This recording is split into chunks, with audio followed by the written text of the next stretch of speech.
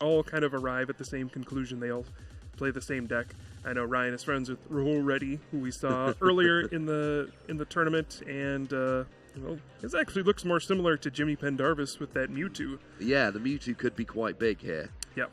But Zach, he is running Buzzwole with the Garbodor that we just saw in the previous round with Caleb. Although he's running it a little differently as well. He's not running the Rainbow Energy and Trashalanche, just the Garbotoxin instead. And he is playing one of those Zygarde EX, which we mentioned earlier on in the stream. If a Mewtwo does come out, that makes your Buzzwole very risky. It's got that psychic weakness, so Zygarde is a nice check for that Mewtwo there. It doesn't mean that just playing a Zygarde is going to beat it, but it does give you something to do. Now, we do see the prizes coming out here. We got some supporters for Ryan, but nothing terrible there. Nothing to be, particularly worried about. And now Zach does have 2 of his free Buzzwole GX prize, which is less than ideal because that really gives him 2 attackers. He's got 1 Buzzwole and 1 Zygarde left. At least, well, no, because he's not even playing the Garbotoxin, so in terms of good attackers, he's got 2, but would you believe it? He started with a Zygarde anyway. Yeah, Zygarde might not be great in this matchup. I think in a head-to-head, Buzzwole is a little better than Zygarde EX, but I guess we'll see. Just going to start off with that Fighting Energy, and we did notice there was 1 Fighting Fury Belt in his prize cards. That is another big difference between these 2 decks. Fighting Fury Belt for the extra HP on Zach's side, and Choice Band for the extra damage on Ryan's side. And worth noting, Ryan doesn't have any Field Blower, so that extra 40 HP from Fighting Fury Belt could difference. That's really, really big. Field Blower gets rid of 2 in any combination of Stadium and Tool cards on either side of the field. And yeah, you're right. That Fighting Fury bout is going to really help. Of course, Zach not playing Choice Band means that it's much more difficult for his Buzzwole to KO an opposing Buzzwole.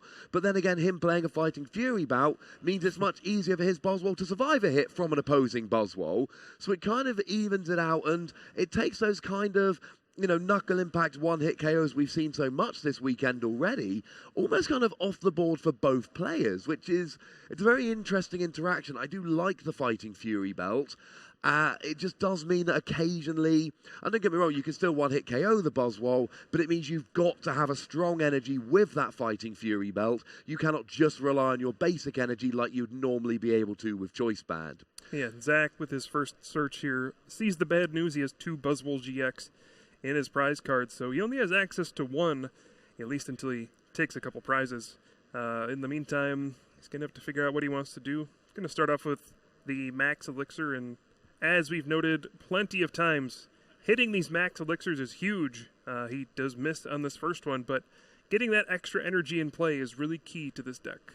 Yeah, it's getting the free energy on the Buzzwole. Buzzwole and his Jet Punch early game is great. 30 to the active, 30 to one on the bench. It's a really good attack. It spreads damage round, and it starts putting a dent in the big HP of a lot of these big EXs and GXs. But when you get the free energy, and you've got Absorption GX, and you've got Knuckle Impact, then you're looking at big one-hit KOs. And we've seen, if you can get free energy on a Buzzwole early, that can pretty much swing the game in a way that it almost can't be reversed. If you take 2 big KOs of a Buzzwole, which is not outside the realms of possibility, then all of a sudden you're sitting there, you're 4 prizes up, and your opponent is just on the back foot too early. Oh, that is not a nice Professor Sycamore. Getting rid of free fighting energy early doors, and of course, he plays 4 Max Elixir, as does everybody, which means now there's much fewer energy in the deck, which means it's going to be much harder to hit those Max Elixir. That was not a great Professor Sycamore. It made me a little sad. Yeah, he's going to want to find that Super Rod and shuffle those 3 fighting energy back into his deck. Otherwise, we're going to see Max Elixir like this one, where there's no fighting energy. He saw a strong energy, and weirdly 2 of his other Max Elixir, but he did not have a basic energy in the top 6 cards of his deck, so he wasn't allowed to attach it to one of his benched basic Pokemon. And so both players have missed 1 Max Elixir, nice and even at the moment. Ryan, I mean, he's got the Rockruff, which is nice. He's got the Remoraid, which is nice. He really wants an energy on that Rockruff to really threaten that dangerous Rogue GX later on in the game. That's the one thing that's really missing from his setup. Having said that, Jet Punch for 80 to the active, 30 to the bench on turn 1. It's a good argument for going second. Not a bad draw from Zach. Gets the Enhanced Hammer and discards the strong energy straight away. But yeah, I'm interested to see how this matchup is going to go in terms of Zach with the Garbotoxin against Ryan, who relies on Octillery's Abyssal Hand. Will that come into play at all? At face value, it doesn't seem like Garbotoxin affects this matchup very much. Buzzwole doesn't rely on abilities. Bloodthirsty Eyes is great, but you don't really need it for Lycanroc GX to be strong. No. But shutting off that Abyssal Hand could be relevant later on in the game. Yeah, I think if we see a late game end to 1 or 2 combined with an ability lock to turn off Abyssal Hand, that could be the thing that stops Ryan making that comeback. Now, it does seem like we have a Max Elixir here, which is being hit, which is nice. Zach gets that extra energy onto his benched Buzzwole now. So he's got 2 energy on the board. He hasn't used his attachment for the turn. So in theory here, he could attach to Buzzwole, and there's always a chance that he could hit a second Max Elixir and actually get a big KO this turn. I don't think he probably would, but it certainly helps getting all that extra energy.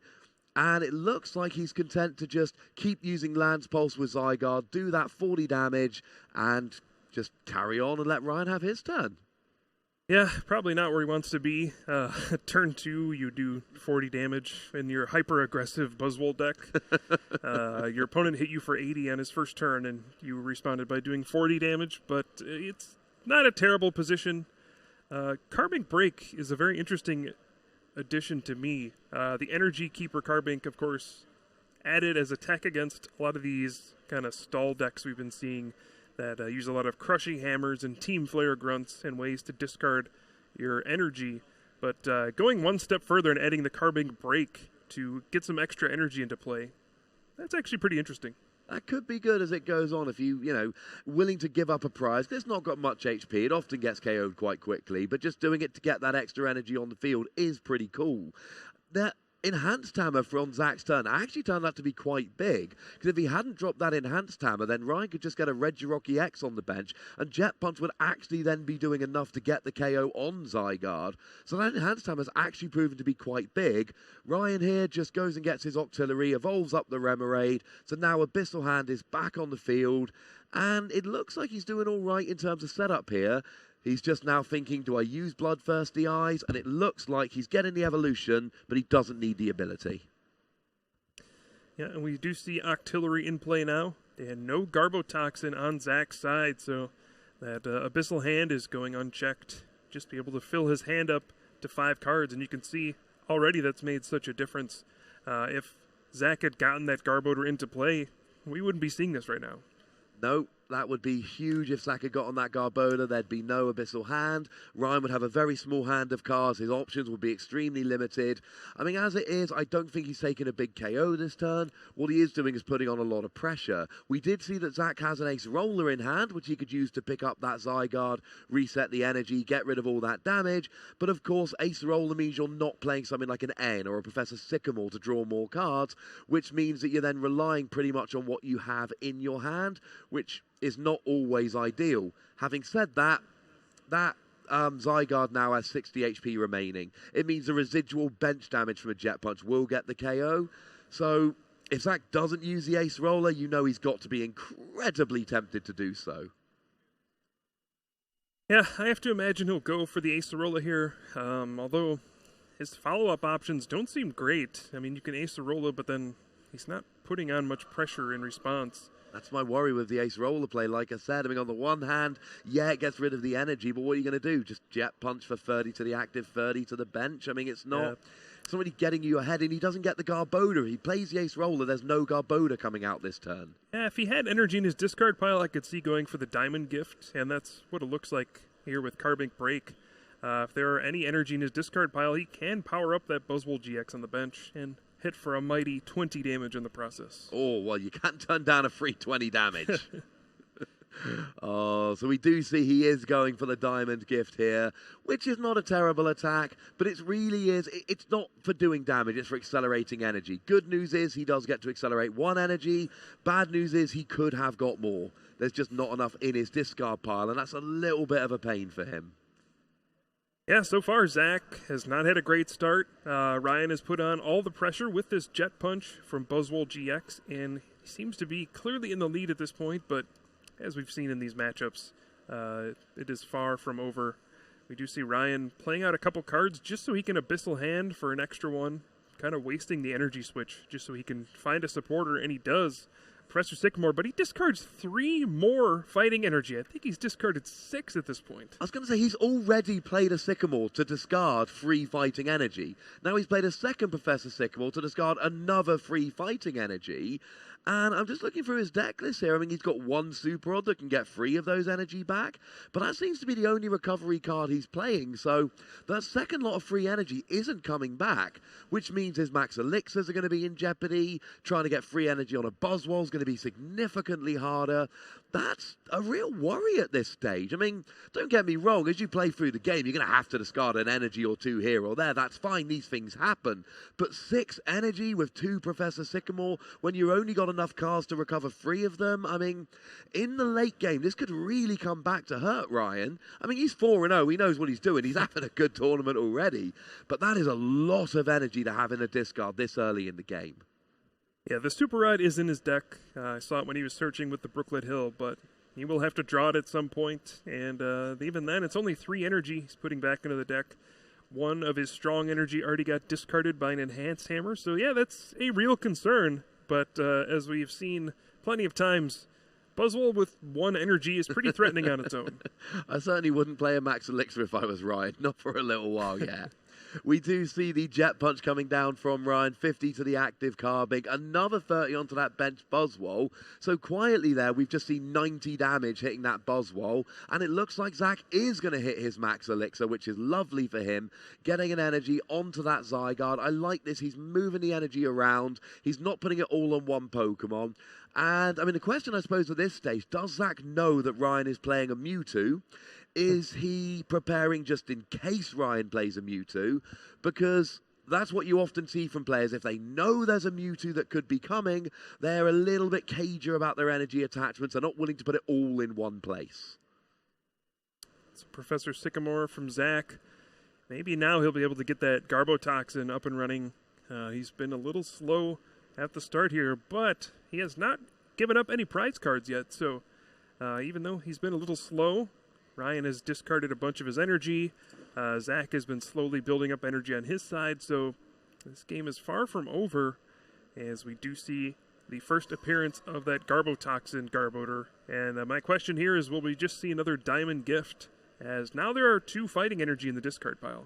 And I think that's absolutely what we're going to see here. Zach, he's not in a hurry. Like you say, he's given up no prizes. He's seen the energy Ryan's had to discard. So Zach here can use Diamond Gift. He can put 2 energy on that bent Zygarde, because both the energy have to go to the same fighting Pokemon when you use Diamond Gift. And that way he can put both the energy onto Zygarde. And then, you know, that Buzzwole's still only 1 energy card away from being up and rolling as well. Although it does look like he did just put the 1 on the Buzzwole. So, oh no, there we go. That makes more sense. Of course, one of my favorite things about Diamond Gift, it is energy cards, not basic or basic fighting.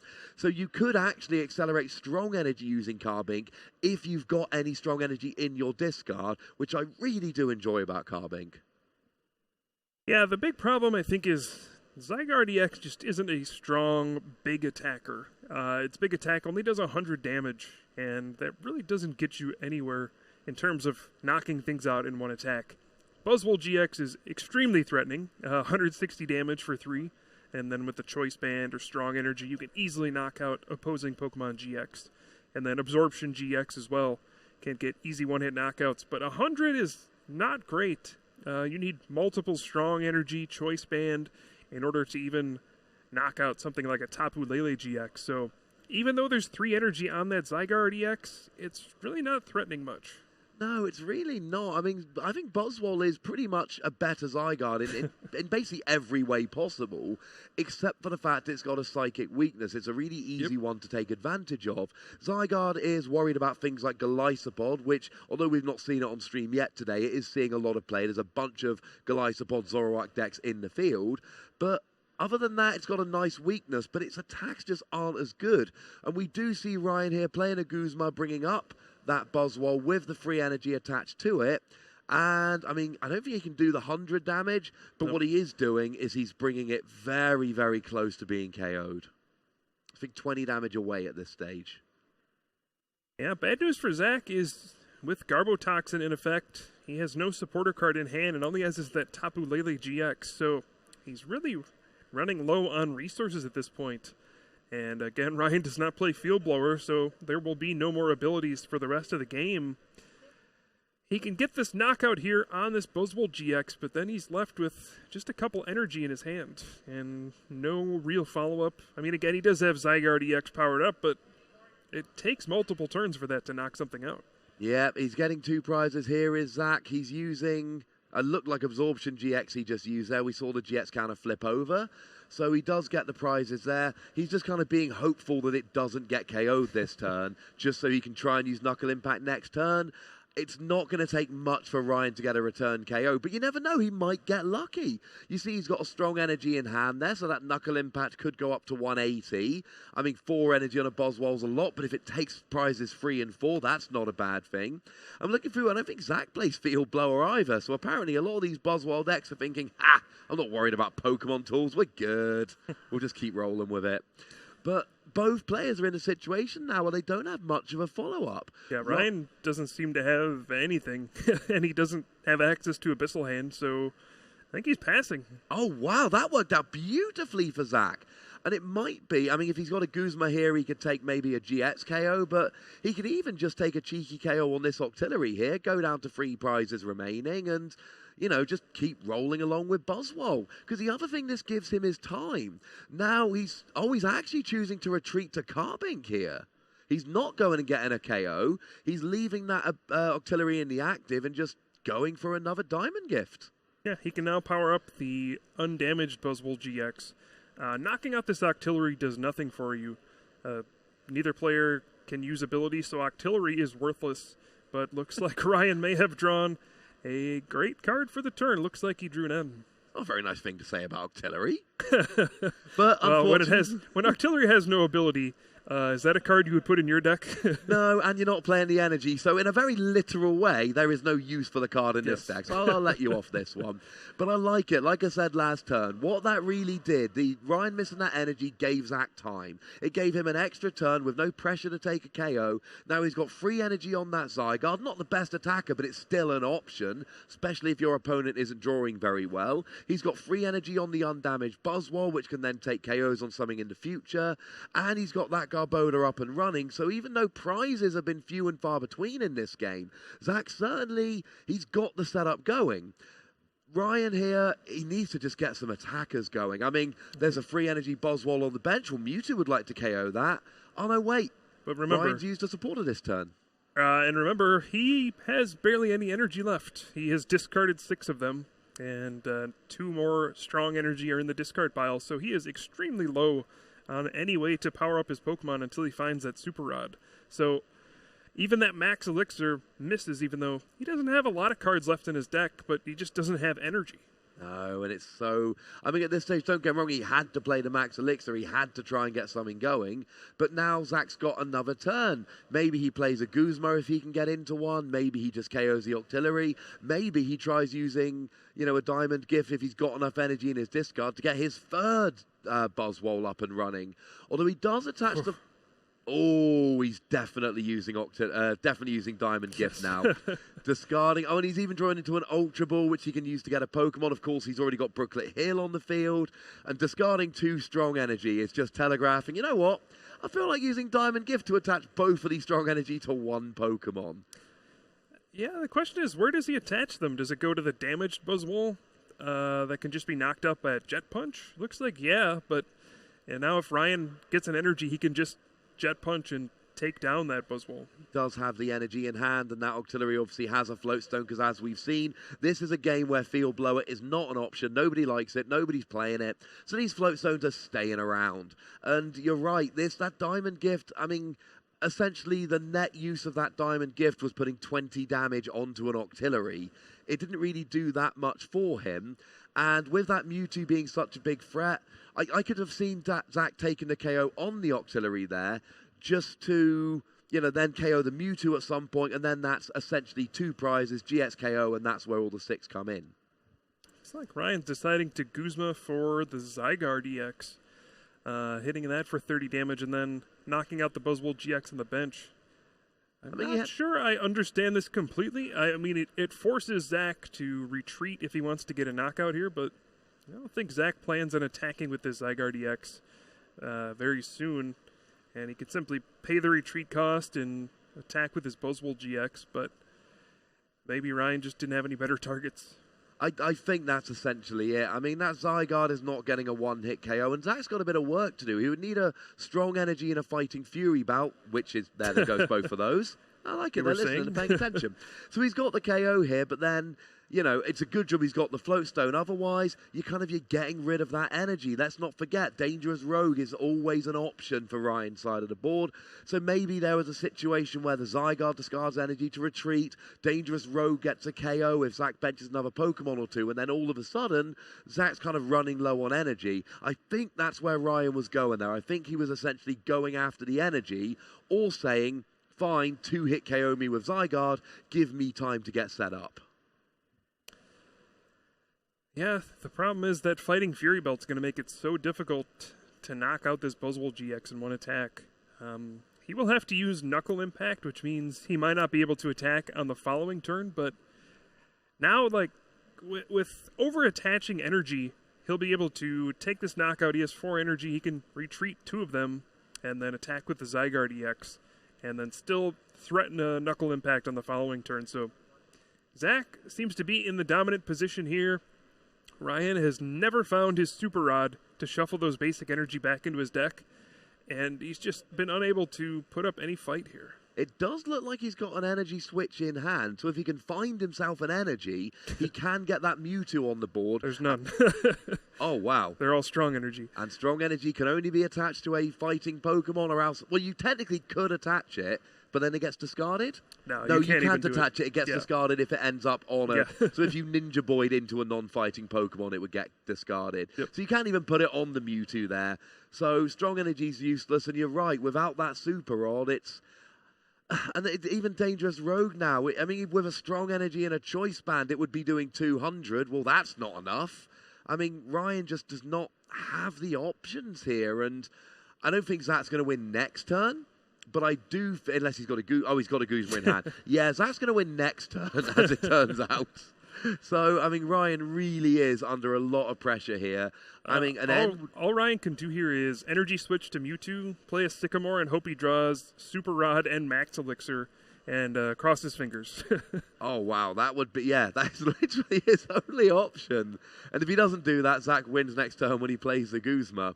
So, yeah, it's not the... Oh, he finally hits a Super Rod, but there's no Max Elixir there, so I think that means that as soon as we pass over to Zach, he just plays that Guzma down, and then that really is the game, unfortunately. Sure looks like it. You know, Ryan still played to his outs. He tried to look for any possible way to win the game, and unfortunately, that Super Rod coming a little too late. Those early Sycamores really were the difference in this game, having to discard all those crucial fighting energy. He just was unable to power up his attackers when he needed to. If he could have gotten 2 energy on his Mewtwo here, could have been telling a different story, but can't put strong energy on Mewtwo, so that seems like that's going to wrap up game number 1. Well, actually, as it stands at the moment, if that Buzzwole comes active, Zach's only actually doing 190, so he would need to be able to get something else going, because he can't KO the Lycanroc with a Guzma, because he's doing 190, and you can't Guzma the Buzzwole into the active if it's on the bench, but he doesn't bring it in the active, so now the Guzma just brings up the Buzzwole, and that is game. I agree. I think, Ryan, if he wanted to make it through the turn, I think you're absolutely right. He should just retreat to his Buzzwole. It puts him in a weird position, right, because then Zach can just hit him with Zygarde EX, and then he loses to Guzma eventually.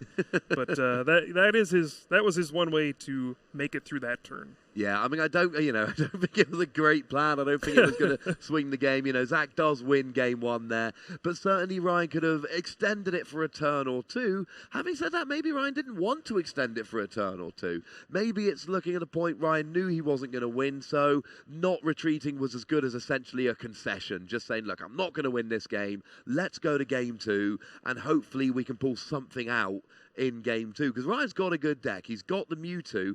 It just seemed like in that last game he was really, really hurt by that Garbodor. Yeah, Garbodor did what it does best, and that's make things ugly. That game got very messy once Garbotoxin came into play, for both players, honestly, and it just ended up hurting Ryan a little more as he had to discard his resources early and then couldn't use Abyssal Hand to draw into the rest of his cards. Yeah, now the good news is, no bad prizes for Ryan there, which is nice. I mean, if you have, 2 max elixirs, not ideal, but going by the way players usually take prizes, you would expect those to be the first 2 taken, and they're the only really bad prizes we see for for Zach there, so not terrible for him.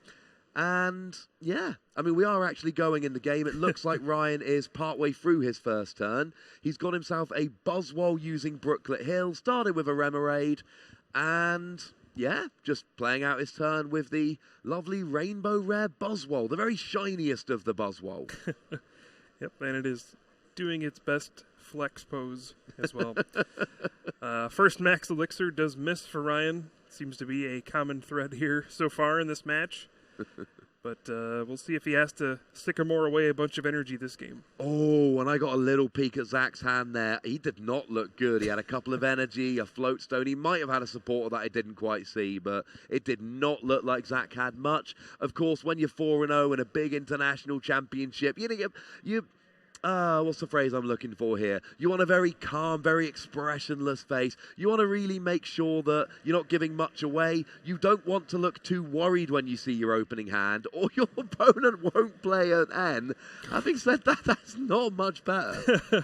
At least he has an Ultra Ball, I guess. He does, but then he's got to discard 2 energy to find himself a Tapu Lele to get a supporter. That's fine. He's got Carbink Break.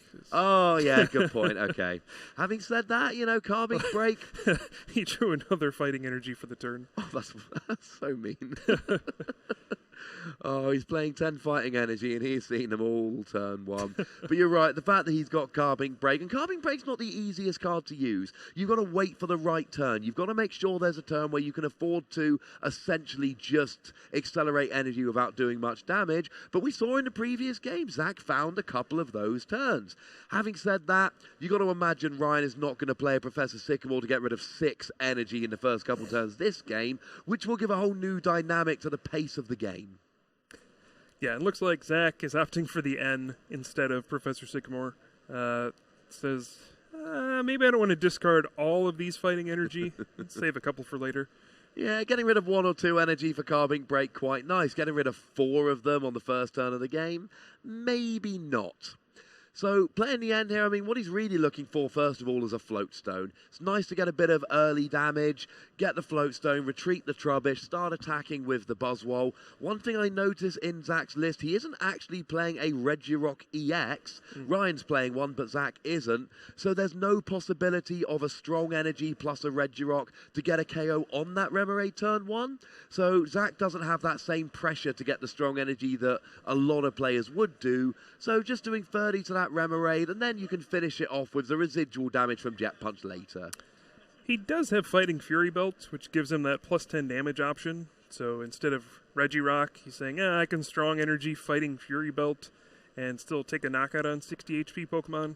But it's going to happen less frequently than just getting another basic Pokemon in play. Yeah, especially when that Brooklet Hill is on the field. That Regirock is not difficult to find. Of course, here he didn't go for the strong energy. It's always an awkward decision in the early game. You'd rather have the strong energy, but you've got an N. Do you just attach the fighting energy so you know you can attack, or do you play the N hoping to get the strong energy to do a better attack, but knowing that that puts you at the risk of getting no energy and then whiffing the attack? I think Zach did the right thing attaching it, and then of course he plays the N, and of course he drew a strong energy. Not a great turn for him, though. He does get 2 Trubbish down, so recognizing how important it is to have Garbotoxin in this matchup. I noticed he used Brooklet Hill and grabbed the Buzzwole GX. He actually had one in hand and decided not to bench the other one. Looks like he's trying to play around Dangerous Rogue GX a little bit from that Lycanroc GX, but still wants to get those Trubbish down to make sure he can get that Garbotoxin. Absolutely, and his hand is not good. It's like fighting energy, strong energy, rescue stretcher. He's going to need to top deck something next turn or hope Ryan plays an end to refresh his hand. Ryan, on the other hand, he's got Octillery, so Abyssal Hand is now on his board at least for a turn or two. He's got that Rockruff on the bench, threatening maybe a Bloodthirsty Eyes ability, maybe a Dangerous Rogue. And we do see a Guzma straight away bringing up that Buzzwole. Ryan, he doesn't really have much interest in those Trubbish at the moment. He wants to put damage on the big GX Pokemon that gives up 2 prizes. So he brings up that Buzzwole. He already had the Float Stone, so he didn't need the Guzma for switching. He just wants to go after that big, bulky Pokemon on Zach's side of the field, really start spreading that damage around. Yeah, he opted to attach strong energy to the Rockruff as well. He could have attached the second energy to his active Buzzwole GX to threaten the Knuckle Impact knockout for the next turn, or the Absorption GX even, but looks like playing a little bit more conservatively, valuing that Lycanroc GX a little more than just charging up a big Buzzwole GX. And stop me if you've heard that one before. Zach top decked a fighting energy. It's all he can draw this game. He's got free energy and a rescue stretcher in his hand.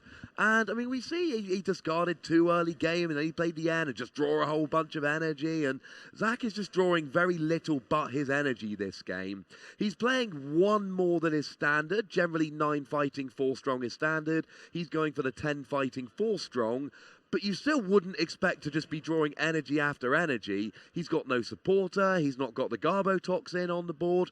And really, all he's doing is just sitting there and using Jet Punch. And now, Ryan, there might be a little bit of regret not putting the energy on the Buzzwole, because now he'd just be able to put 1 energy on the active Buzzwole, take a KO, and really limit Zach's options. Because you know Ryan has noticed how little Zach is doing on his turns, but it looks like Ryan is not going to get a KO this turn, because unfortunately, as it stands at the moment, there's only 1 energy on that active Buzzwole. Yeah, Ryan is playing Ultra Ball here for Lycanroc GX. He needs to make sure he can evolve that Rockruff so it doesn't get knocked out by a Jet Punch on the following turn. It looks like he's not opting to use Bloodthirsty Eye, so just wants to continue Jet Punching away on the active Buzzwole GX. But this is honestly the best situation that can happen for Zach. Given his hand, all he'll need to do next turn is play an energy and attack for a knockout, and he might get something good out of his prize cards. Whereas, you know, if Ryan had committed to this active Buzzwole GX and knocked it out, Zach would have been left with nothing. And this is what I say far too often about the Pokemon trading card game. You often end up in situations where there are multiple plays. You don't know what the right play is. There's loads of games where putting the strong energy on the Lycanroc, spreading your energy around and going conservative gives you that late game longevity that gives you the win. As it turns out in this particular game, with hindsight, better to put the strong energy on the active Buzzwole, because he'd be able to take Zach's only threat off the board, while Zach has clearly got nothing good in his hand. But there's no way to know that when you play the energy. It's all just guesswork. And Ryan does miss that max elixir there, which is a little bit sad. Having said that, I don't think Zach's got that much sympathy right now when he looks at his hand. Yeah, probably not. Ryan will be able to Jet Punch here for another 60 damage, which does leave the Buzzwole GX with 70 HP, which is not an easy number to get to. He'll need another Choice Band and a strong energy to do another Jet Punch. But yeah, Zach, I think he'll be fine with this trade. It's certainly not an ideal situation for him. He's still got really nothing going, but honestly, this is better than his Buzzwole getting knocked out. Yeah, and he's still got that Brooklet Hill, so that can search him for another Pokemon next turn to get him an attacker. And that enhanced hammer was really, really big because he managed to get rid of the strong energy on Lycanroc, which, you know, was threatening that dangerous rogue. Now it's not anymore, and I think Zach's using Brooklet Hill here. I was going to say, now that he got rid of that strong energy, now is the turn to get that Buzzwole. Now, he knows that Lycanroc is not a threat. You cannot max Elixir onto a Lycanroc. It's not a basic Pokemon. So the chances of, you know, anything going wrong are much, much slimmer. Zach can use that Brooklet Hill without worrying about his bench, because unless that Buzzwole gets knocked out, then it doesn't really matter. If Buzzwole gets knocked out and his bench goes down, or he's got too large a bench, but his Buzzwole isn't knocked out, so he doesn't really mind because he's not lost any prizes. Either way, he wins this. His 2 prizes were 2 max elixirs. Oh, that's not. Oh, of course, we saw that in the prize at the beginning. Yeah. Would you like more energy, Zach? So here we go. He's like, no, they're all in my hand. I'm surprised he actually didn't go for Carbink off of the Brooklet Hill. He has Rescue Stretcher in hand, and he discarded the Carbink break earlier. It would have given him a bit of insurance in case this Buzzwole GX does get knocked out. He could Rescue Stretcher for Carbink break, Brooklet Hill for the Buzzwole GX, and then Diamond Gift to power it up, but looks like just opting to get another Buzzwole GX. Maybe, again, just not wanting to put more Pokemon on his bench. No, and I think that might be it. I mean, it's nice having 4 Pokemon on your bench because at the end of the day, like I've said, either your Buzzwole doesn't get knocked out, so you're fine, or it does get knocked out, and then you're down to that free bench Pokemon, which is really the number you're looking to have in this game.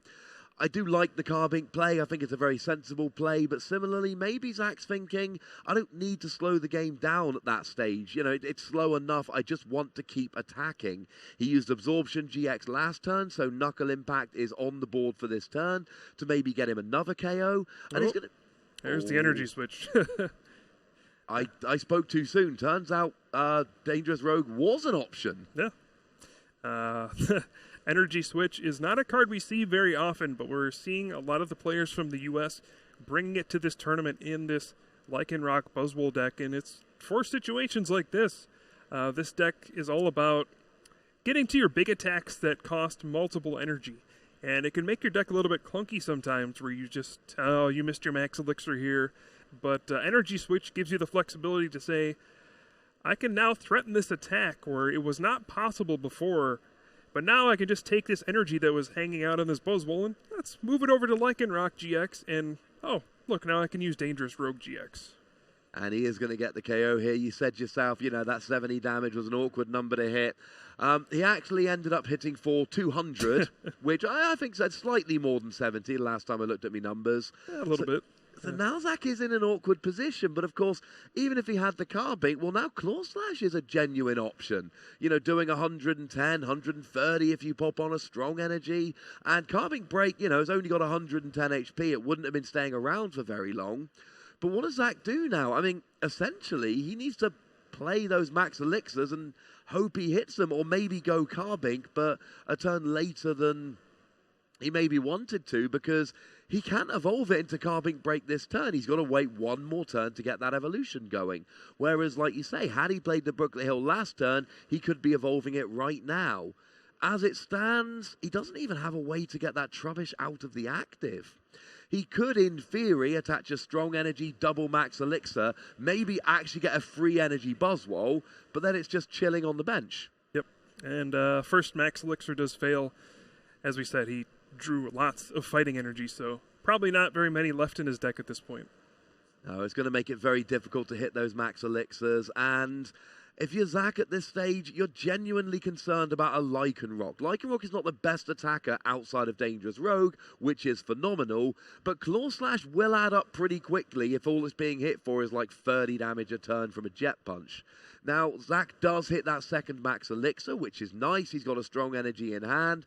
But again, no way to get that Trubbish out the active. So it looks like Zach is essentially letting Ryan take a KO.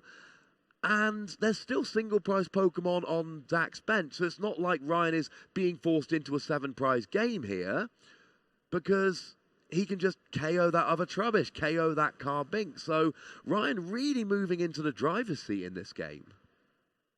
Yeah, and it feels like Zach might just be one turn off at this point, where if he had gone for the Carbink a turn earlier, this would look much different. We would see Buzzwole GX with 2 energy on it on the bench, and then the Carbink, well, maybe even 3 energy with the max elixir.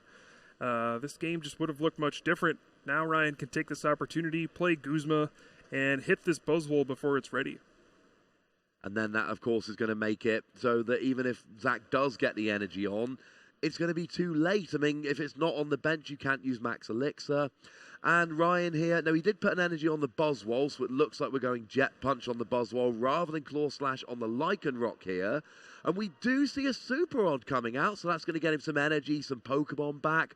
Although I didn't actually catch what he got there, unfortunately. Yeah, I didn't see either, but I would guess probably just a bunch of energy. Yeah, I mean, that's a safe bet, especially if he's got max elixirs left. So Ryan here can just start using that Jet Punch, start whittling away down on Zach's Pokemon.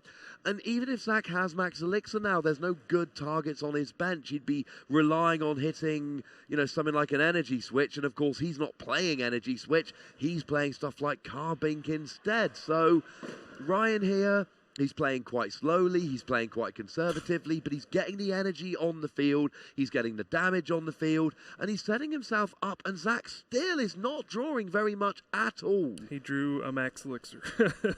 Oh, that's a little bit sad.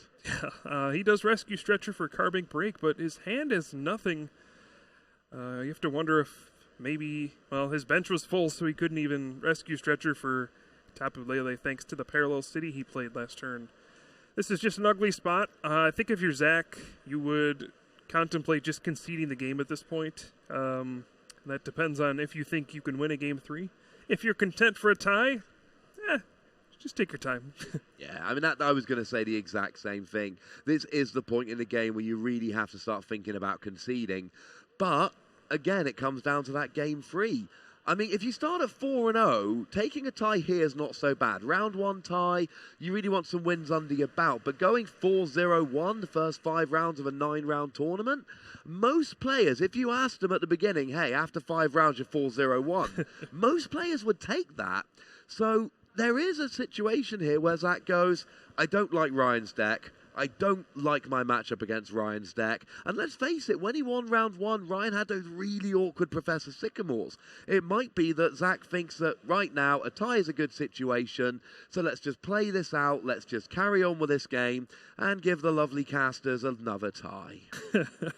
Looks like Ryan recognizing that Carbink Break is one of the only ways Zach is going to come back into this game, so targets it down with the Guzma, and we are going to see that Claw Slash for the knockout, and this game seems like it's pretty much over at this point. Zach could draw something here, like Professor Sycamore, to get back into this, but he draws another energy.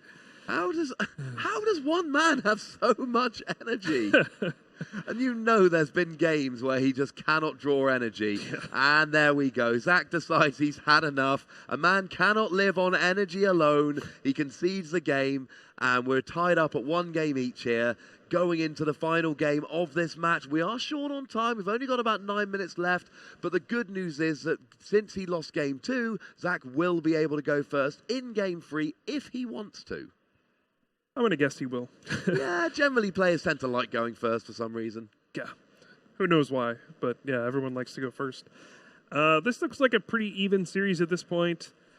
I think Zach, if he thought he was a favorite in this matchup, he should have conceded the game a long time ago just to give himself some more time.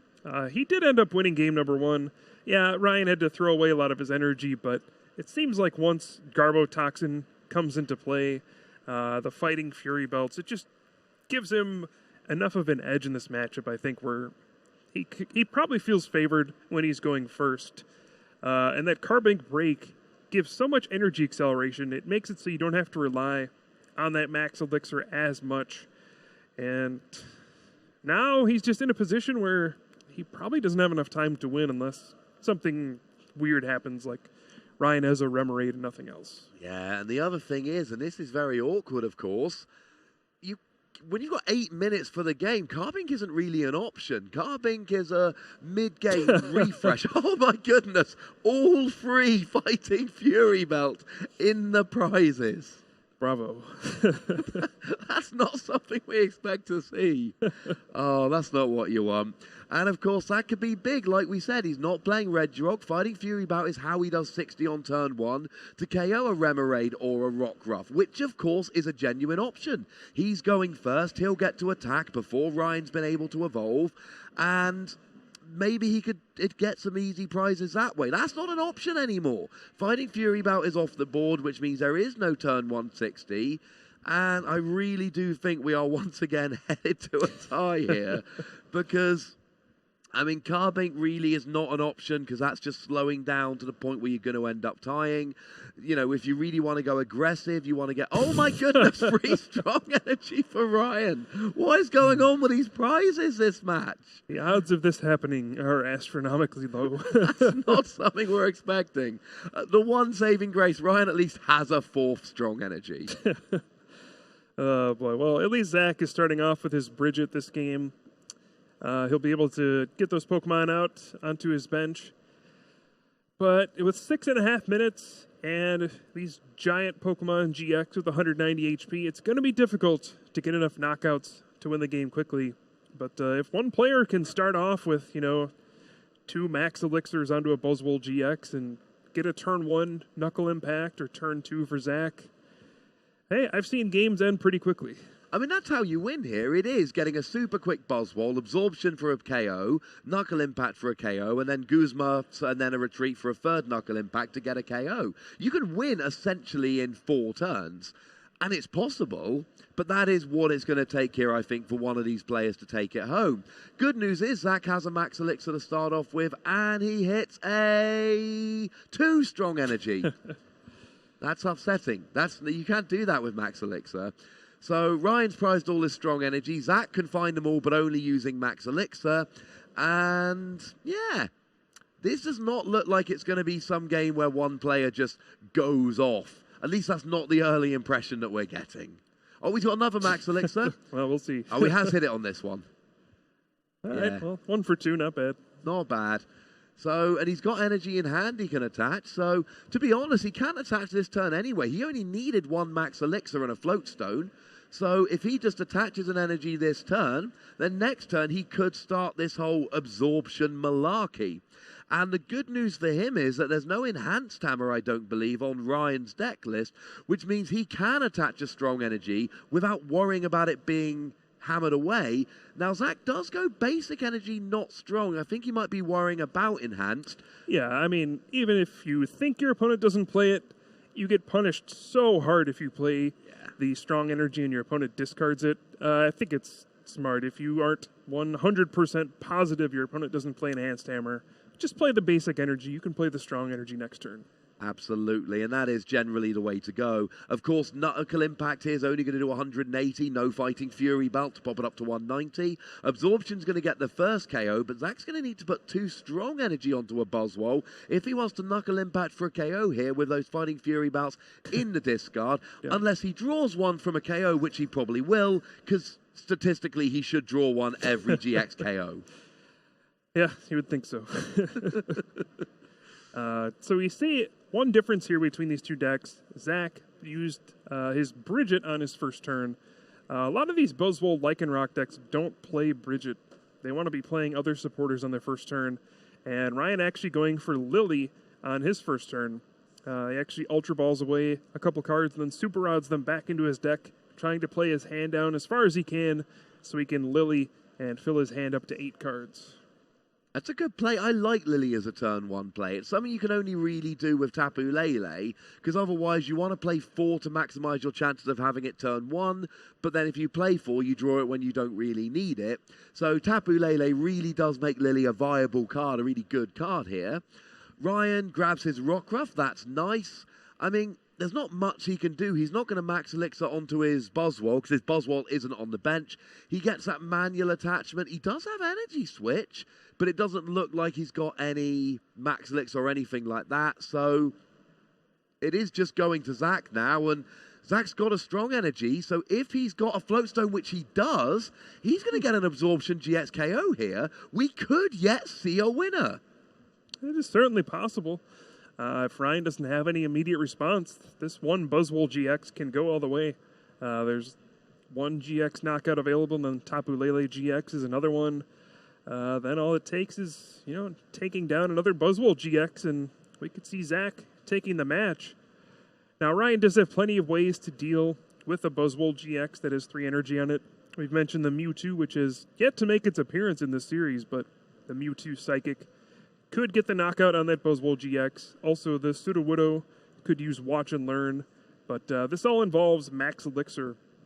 And if Ryan can't get one, he's really going to have no way to respond to this 190 HP Pokemon that's going to wipe out everything in its path. And this is where the lack of Fighting Fury bout really hurt Zach, because then he would be able to play a Fighting Fury bout and he would be able to take that hit at least from Sudowoodo. So it is awkward at this stage. Zach, those Fighting Fury bouts really hurting him by the fact that they're gone. Now, we do see Ryan here using the Brooklet Hill, searching for a Pokemon, might go for another Buzzwole to try and, just stall out the game, put some damage on the board, might go for a Sudowoodo if he thinks he can hit the Max Elixir. He's going a little bit safer here. He's going for the Buzzwole. He does recognize, of course, that as it stands at the moment, Zach doesn't have the KO. He's only hitting 180, but he does actually have a Max Elixir. Yeah, I think this is going to go into Rockruff. Yeah. If he can get a Strong Energy or a Choice Band, he can Dangerous Rogue GX and knock out that Buzzwole with his Lycanroc GX.